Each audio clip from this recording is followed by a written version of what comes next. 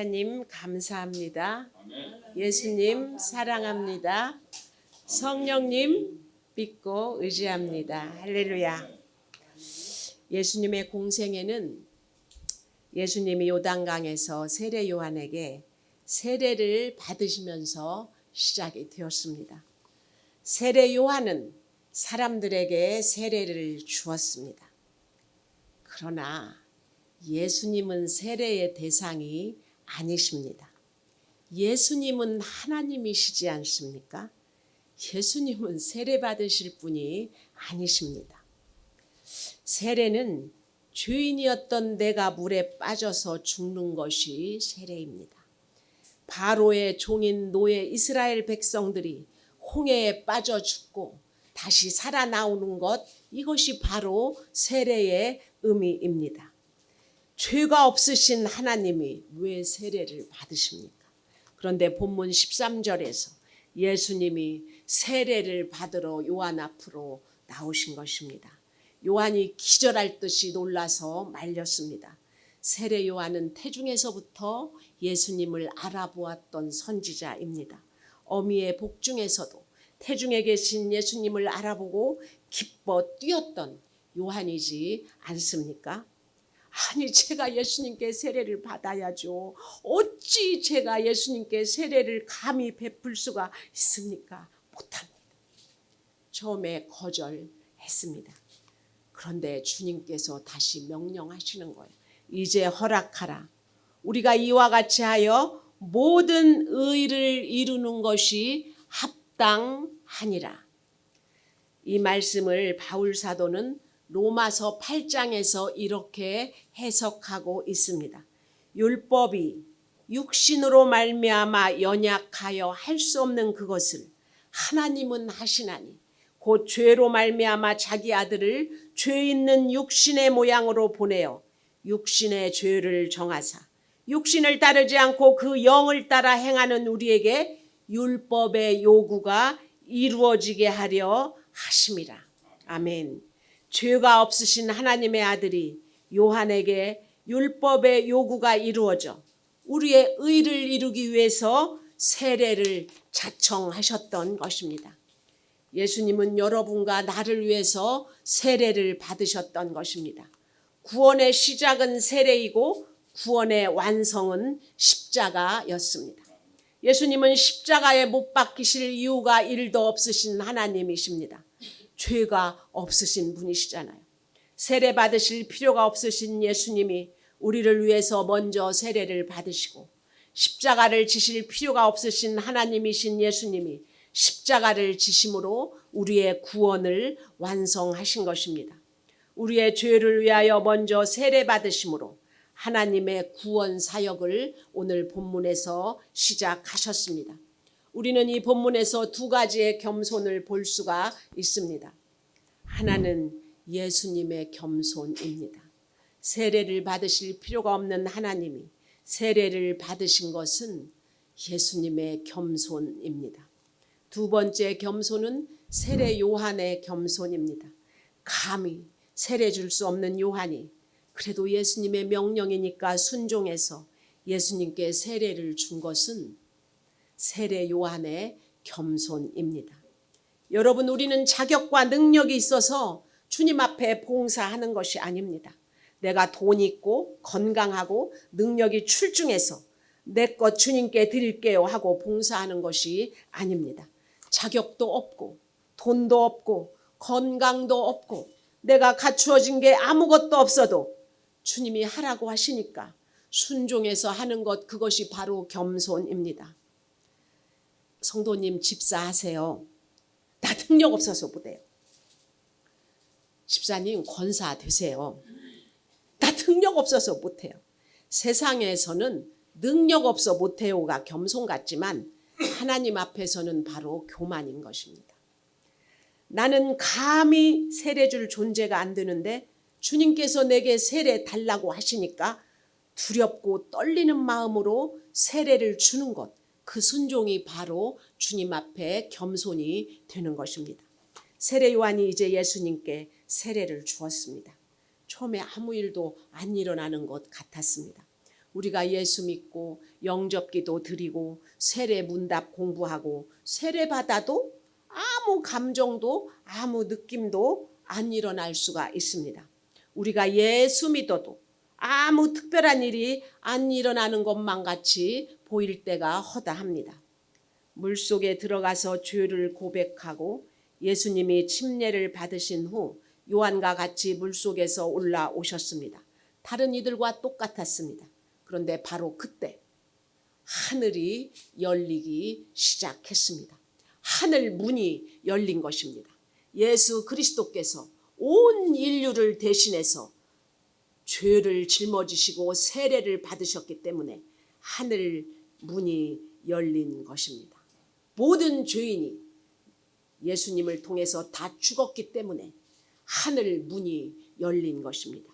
우리는 돈이나 군대나 정치로 선교하고 전도하지 못합니다. 그 힘으로 전도할 수 없습니다. 하늘 문이 열려야 할 줄로 믿습니다. 하늘 문이 열려서 예수님의 이 모든 능력과 축복을 온 세계에 전하는 축복된 성도들이 다 되시기를 축원을 드립니다. 두 번째로는 성령이 비둘기처럼 임하셨습니다. 성령님이 예수님의 머리 위에 비둘기처럼 임재하기 시작했습니다. 예수님은 성령으로 잉태되신 분입니다. 그런데 예수님의 공생애가 시작되는 그 순간 세례를 받음으로 하늘문이 열리고 하늘문이 열림으로 성령님이 예수님께 임재하기 시작하신 것입니다. 예수님 안으로 성령께서 임재하신 것입니다. 이때부터 예수님의 모든 것이 달라지셨습니다. 이전의 30년의 삶과 공생애의 3년은 하늘과 땅처럼 달라지는 계기, 그것이 바로 세례받는 현장에서의 성령의 임하심이었습니다. 예수님의 10대에도 20대에도 27에도 29에도 아무 일이 없었습니다. 그냥 평범한 목수의 아들일 뿐이셨습니다. 성령이 비둘기처럼 예수님의 머리 위에 임하는 순간부터 예수님은 전혀 다른 사람이 되신 것입니다. 여러분, 우리가 예수 믿고 구원받았지만 성령님의 임재, 성령 세례가 주어지는 순간 기도가 달라지고 생각이 달라지고 말이 달라지고 꿈이 달라지는 것입니다. 우리의 인생이 달라지는 것입니다. 주님의 영 성령이 내 안에 들어오는 순간 달라지는 역사가 일어나기 시작하는 것입니다. 이 성령의 임재가 임하자 세 번째로 하나님의 음성이 들렸습니다. 하나님의 음성은 언제 들리느냐? 그러니까 성령이 임하시면 그때 하나님의 음성이 들리기 시작합니다. 들을 귀를 갖게 되는 것입니다. 예수님은 흔히 여러 번 말씀하셨습니다. 들을 귀 있는 자는 들어라. 근데 들을 귀가 없는 자는 듣지 못하는 것입니다. 성령이 없으면 말씀이 들리지 않는 것입니다. 이는 내 사랑하는 아들이요 내 기뻐하는 자라 하시니라. 요즘은 또 하나님의 음성 잘못 들어가지고 쪽집게 무당같이 잘못 가는 사람들이 교계에도 많습니다. 교회를 통해 물질이나 신유만을 구하는 것을 기복신앙이라고 말을 합니다. 이 기복신앙이 무속신앙으로 교회를 몰아가는 것을 보는 것입니다. 내가 죄를 회개하고 변화를 받아야 성령을 받는데 나는 언제나 내가 중심이고 하나님을 이용해서 내 뜻을 이루려는 것, 이것이 바로 기복신앙이고 무속신앙입니다. 우리가 생기를 잃으면 사탄의 밥이 되는 것입니다. 창세기 3장 14절에서 하나님은 뱀에게 이렇게 말씀하셨습니다. 네가 모든 가축과 들의 모든 짐승보다 더욱 저주를 받아 배로 다니고 살아있는 동안 흙을 먹을지니라. 아멘. 여러분, 생물학적으로 뱀은 여러분이 아시다시피 흙을 먹는 동물이 아닙니다. 뱀은 절대로 살아있는 살아있는 동물만을 먹는 짐승입니다. 영적으로 죽은 흙이라는 것이 무엇입니까? 바로 하나님의 생기를 잃은, 하나님께 범죄하여서 그 영혼을 잃어버린 범죄한 인간이 바로 죽은 흙입니다.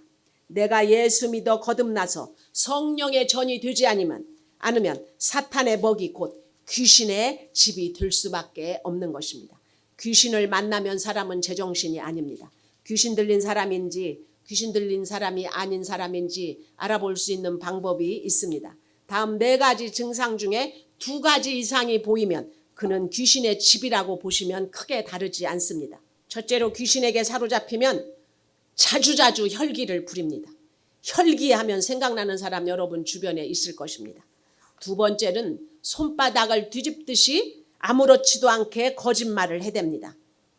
왜 거짓말을 하는 거야 이렇게 따지면 아니면 말지 왜 화는 내고 지랄이세요 막 이러면서 적반하장으로 죄의식이 없습니다. 정말 자기 죄의식도 없이 손바닥을 뒤집듯이 거짓말을 밥 먹듯이 하는 사람이 있습니다. 귀신 들린 사람입니다. 셋째로는 앞에서는 혀로 할 듯이 막 칭찬을 해주고 띄워주지만 그 사람이 돌아서는 순간 뒷담화하는 사람이 있습니다. 점쟁이들이 만나서 수다를 점쟁이들끼리 떨면 그들 중에는 아무도 화장실을 가지 않는다고 합니다. 화장실 간 순간 그것들이 자기 욕을 할 것을 확실히 알기 때문입니다. 이런 식이죠. 언니야 눈썹 문신하니까 너무너무 예쁘다. 10년은 젊어 보이네. 정말 이 언니는 영화배우 깜치게 예뻐. 젊어서는 남자들이 줄을 섰지 그치? 그러다가 그 여자가 일어서서 나가는 순간 똑같은 입으로 이렇게 말합니다. 전현 새서방 바꾼 거 알지? 이거 몇 번째인 줄 알아? 아이고 저 미친년. 뱀의 혀가 두 갈래이듯이 두 마음을 품게 되는 것이 귀신 들린 사람의 특징이기 때문입니다. 네 번째, 귀신 들린 사람들은 음란합니다. 나이도 학력도 지위도 상관없습니다. 도둑질하고 죽이고 멸망시키려고 찾아오는 귀신 마귀 사탄은 꾸짖어서 쫓아내야 될 존재지 내 몸으로 불러들여서는 안 되는 것입니다. 음성 중에 음성이 하나님의 말씀입니다. 이는 내 사랑하는 아들이요 내 기뻐하는 자라. 자녀 문제, 건강 문제, 직업 문제, 가정 문제, 부부관계의 모든 문제 다 하나님의 이 음성이면 끝날 줄로 믿습니다. 모든 문제는 하나님의 말씀으로 해결될 줄로 믿습니다. 날마다 말씀을 읽고 듣고 묵상해야만 하는 이유입니다. 말씀만이 유일하게 사탄을 찌르고 쪼갤 수 있는 공격용 무기이기 때문입니다. 여러분 에베소서 6장을 참조해 보시기 바랍니다. 예수님이 세례를 받으시자 첫째로 하늘이 열리고 둘째로 성령이 비둘기같이 임하시고 셋째로 하나님의 음성이 들렸습니다. 이것이 삼박자의 축복입니다. 이 축복이 오늘 여러분들에게 임하기를 축원을 드립니다. 하늘문이 열리게 하여 주시옵소서. 성령이 내게 임하게 하여 주시옵소서. 하나님의 음성이 들리게 하여 주시옵소서. 여러분 성령이 임하시면 어떠한 악한 세력이 내 앞에 진을 친다고 해도 두려워하지 않게 되는 것입니다. 4장에서 성령님은 예수님을 이끌고 어디로 가셨는지 아십니까? 바로 마귀한테 이끌고 가셨습니다. 왜요? 아담과 이브가 실패했던 그 마귀를 꺾지 않고서는 이 땅에 하나님 나라가 시작될 수가 없기 때문입니다. 예수님이 성령 받으시고 맨 먼저 한 일은 마귀를 잡으시는 것이었습니다. 40일을 금식하시고 마귀한테로 성령에 이끌려 가셨습니다. 아담과 하와가 실패한 싸움에서 말씀으로 승리하시고 복음의 역사를 시작하신 것입니다. 히브리서 2장 14절은 말씀하십니다. 자녀들은 혈과 육에 속하였음에 그도 또한 같은 모양으로 혈과 육을 함께 지니심은 죽음을 통하여 죽음의 세력을 잡은 자 곧 마귀를 멸하시며 예수님은 이 마귀를 멸하고 잡기 위해서 이 땅에 육을 입고 오셨다고 히브리서는 분명하게 예수님이 오신 목적을 말하고 있습니다. 성령의 역사는 마치 큰 저수지에 물이 담기는 것과 같습니다. 후버댐은 높이가 221m인데 그 안에 물이 333억 톤이나 들어갈 수가 있습니다. 성령 받았다는 것은 이렇게 엄청난 양의 물이 담기게 되는 것과 같다라고 생각하시면 됩니다. 이때만으로 두 개의 큰 물줄기가 흘러 들어오게 되는 것입니다. 하나가 뭐냐? 십자가의 보혈입니다. 하나는 부활의 생명의 물줄기가 이 저수지 안으로 흘러 들어오는 것입니다. 십자가는 모든 것을 다 파괴해버립니다. 죄를 파괴합니다. 마귀의 일을 파괴합니다. 저주를 파괴합니다. 가난을 파괴합니다. 질고를 파괴해버립니다. 십자가는 마귀들의 모든 일을 다 초토화시켜버립니다. 이 십자가는 모든 죄악과 더러운 것과 어둠의 세력과 이 모든 것을 파괴해버리는 것, 이것이 바로 십자가의 보혈의 능력입니다. 파괴하고 초토화시키면 끝나느냐? 아닙니다. 그 위에 생명나무가 자라나야 됩니다. 영생의 복이 들어가야 됩니다. 새롭게 건설해야 되는 것입니다. 나무를 심어 줄기가 나고 꽃이 피고 열매가 맺어야 합니다. 광야에 시내가 흐르고 사막에 장미가 피어나야 합니다. 이것이 바로 부활입니다. 부활이 있으면 생명나무가 자랍니다. 생수의 강이 흐릅니다. 죽은 자가 살아나고 병든 자가 치유를 받습니다. 가난한 자는 부유해집니다. 절망한 자가 희망으로 일어섭니다. 십자가는 초토화시키지만 부활은 다 살려놓습니다. 이 댐을 여는 네 가지 문, 성령을 받는 네 가지의 문이 있습니다. 첫 번째는 생각의 문입니다. 두 번째는 믿음의 문입니다. 세 번째는 우리의 언어, 말의 문입니다. 네 번째는 비전, 곧 우리의 꿈의 문입니다.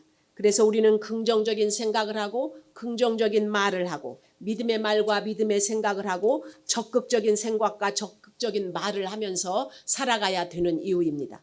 믿음의 생각으로 믿음의 말을 하고 믿음의 꿈을 꾸면 열리는 것이 바로 이 성령의 수문이 열리는 것입니다. 여러분, 수문이 열리면 어떻게 되는 줄 아십니까? 물이 폭포수처럼 쏟아져 내립니다. 그것을 막을 자가 없습니다. 마치 나이아가라 폭포와 같이 쏟아져 내리는 것입니다. 수문이 열리는 순간 그 물이, 그 생수가 우리에게로 쏟아져 내려버리는 것입니다. 여기에 있는 모든 사람을 다 덮고도 남을 만큼 물이 쏟아져 내립니다. 하나님의 저수지가 열리는 순간 믿음이 있건 없건 상관없이 모두를 다 덮어버릴 수가 있습니다. 오늘 그 수문이 열리기를 바랍니다. 이 생수 안에 있는 모든 부흥의 물결이 다 들어있습니다. 하나님의 자녀가 되는 권세, 죄사함의 권세, 치유의 권세, 회복의 권세가 다 들어있는 것이 바로 성령입니다. 의롭다 하심을 얻는 권세, 기도의 권세, 성령 세례의 권세가 폭포수처럼 쏟아져 내리게 되는 것입니다. 이 부흥의 물결은 내 힘으로 끄집어내는 것이 아닙니다. 그냥 쏟아져 내리는 것입니다. 쓰나미처럼 밀려오는 것입니다. 태풍처럼 토네이도처럼 우리를 강타하는 것입니다. 오늘 이 시간 수문이 열릴 것을 기대합니다. 여러분 안에 그 성령의 수문이 열리기를 바랍니다. 생각의 문을 여십시오. 말을 바꾸시기 바랍니다. 믿음으로 선포하세요. 꿈을, 비전을 선포하며 나아가시기 바랍니다. 그러면 우리 뒤에 있는 하나님이 저정해 놓으신 복음의 능력의 물이 쏟아져 내릴 것입니다. 파도가 휘몰아오면 이 생각 저 생각 할 겨를이 없습니다.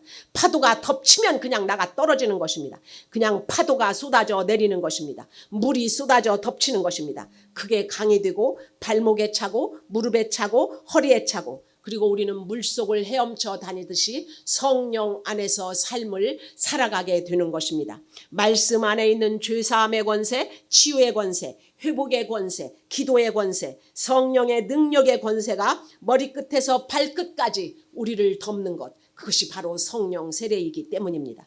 여러분, 우리는 이미 구원받았습니다. 성령님은 이곳에 계십니다. 우리 모두 천국 가는 자녀가 맞습니다. 수문도 열렸어요. 그런데 역사가 왜 안 일어날까요?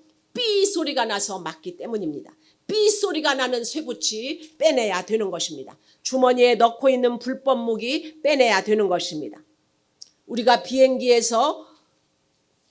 타기 전에 통과하듯이 우리는 통과할 때 불법 무기 가져서는 안 되는 것이 있으면 삐 소리를 냅니다. 우리는 그냥 바구니에다가 그거 이렇게 집어서 내놓으면 영원히 못 가는 것이 아니라 다시 통과해서 나갈 수가 있게 되는 것입니다. 성령 세례도 이와 마찬가지입니다. 세 가지입니다. 첫째, 고백하지 않은 죄입니다. 그건 여러분 자신이 다 압니다. 내 안에 집사건 권사건 목사건 장로건 간에 걸리는 게 있습니다. 모든 사람이 죄를 범하였음에 하나님의 영광에 이르지 못하더니라고 성경은 말합니다. 모두 다 죄인임을 하나님 앞에 시인해야만 됩니다. 하나님, 나는 죄인입니다. 잘생겨서 얼굴이 영화 배우입니까? 잘생긴 죄인에 불과합니다.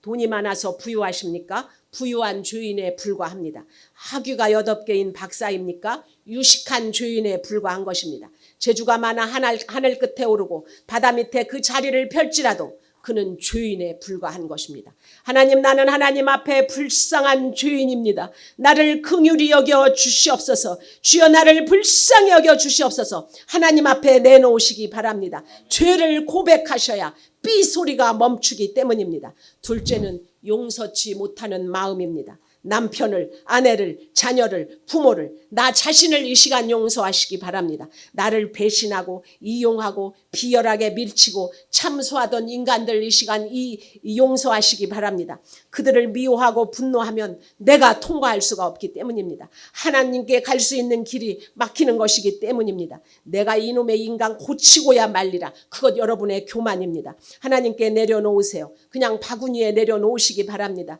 하나님, 내가 예수님 이름으로 용서합니다. 용서가 안 되지만 예수님 이름으로 용서합니다. 그 사람도 구원받도록 축복해 주십시오. 내놓으시기 바랍니다. 바들바들 떨면서 붙잡고 있지 마세요. 내놓고 용서하고 흉악의 결박에서 풀려나시기를 바랍니다. 진리가 너희를 자유케 하리라. 우리가 우리에게 잘못한 사람을 용서하여 준 것 같이 우리 죄를 용서해 주세요. 아빠 아버지, 내가 용서합니다. 고백하시기 바랍니다. 세 번째는 내 고집이에요. 내 뜻을 이루려는 자기 집착 내려놓으셔야 됩니다. 다 주님 뜻대로 하는데 이것만은 내 뜻을 관철하려는 아집 내려놓으셔야 됩니다. 그런즉 너희는 하나님께 복종할지어다. 마귀를 대적하라. 그리하면 너희를 피하리라.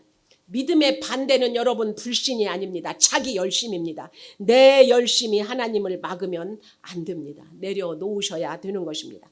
간단해요. 하나님은 우리를 시험하실 때 답을 다 알려주시고 가르쳐주시고 시험지를 주시는 분이십니다. 그냥 자연스럽게 쇠붙이 같은 내려놓지 못하는 것들 다 꺼내놓고 비행기 통관에 나가듯이 내놓으시면 되는 것입니다. 오늘까지 용서 못했던 사람 있습니까? 하나님 앞에 남모르게 지은 죄 있습니까? 내 고집 피우며 하나님을 불신한 것 있습니까? 그냥 빼내시기 바랍니다. 그러면 역사가 일어날 것입니다. 눈을 뜨게 될 것입니다. 귀가 열릴 것입니다. 새로워질 것입니다.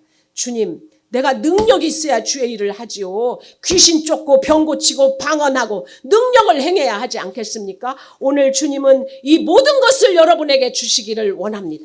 간단합니다. 삐소리 나는 것만 제거하시면 되는 것입니다. 하나님이 주시는 것은 간단 명료합니다. 믿고 구하면 당장에 일어나는 것이 바로 성령 세례입니다. 그래서 복음인 것입니다. 주여 기도의 능력 주시옵소서. 주여 방언을 주시옵소서. 주여 성령의 능력 주시옵소서. 주님 믿음 주시옵소서. 주님 귀신 쫓는 능력을 주시옵소서. 통변하는 능력 주시옵소서. 영적인 분별력을 주시옵소서. 지치지 않는 열정 주시옵소서. 새로운 힘을 주시옵소서. 내 안에서 찬송이 터지게 하시고 기도가 터지게 하시고 항상 긍정적인 마음을 주시옵소서. 하나님 믿음을 주시옵소서. 어떠한 악한 세력과도 싸워 이길 수 있는 성령의 능력을 주시옵소서. 여러분 상상해 보시기 바랍니다. 이제 수문이 열렸습니다. 물이 파도치며 성령이 파도치며 여러분을 덮을 것입니다. 할렐루야 아멘입니다. 이 시간 주여 3창한 후에 기도하며 나아가시겠습니다.